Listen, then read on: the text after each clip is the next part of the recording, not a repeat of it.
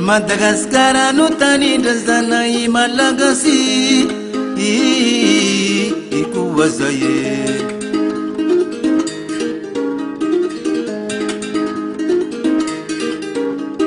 Madagascar no tani drazanay malagasy ikuwazaye Oh Madagascar tani drazagwe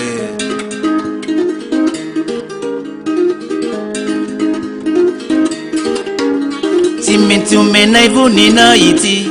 Madagascar tani ndrazana ye malagasy maringiu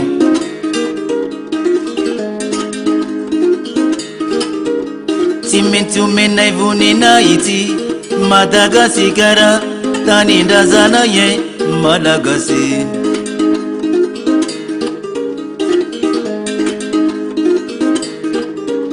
Fanguluti magajantani ndazani anisani very anjara sady ondevogna razany ty malagasy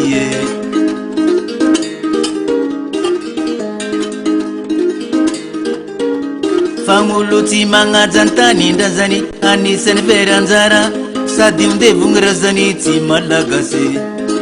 Fangulo moa lafa tsy magnaja raza koa ka ino zao maha malagasy azy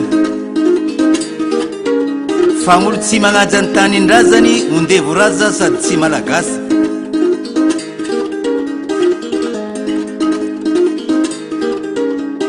Agny anao zagnary ambony agny mba tahy hoe ny tanin-drazana ye petarana eto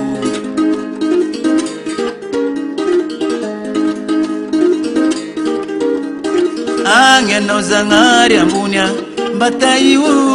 ny tanin-drazana ye petarana ye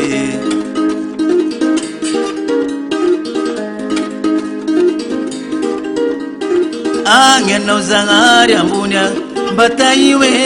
ny olom-pirenenanay mitondrana ye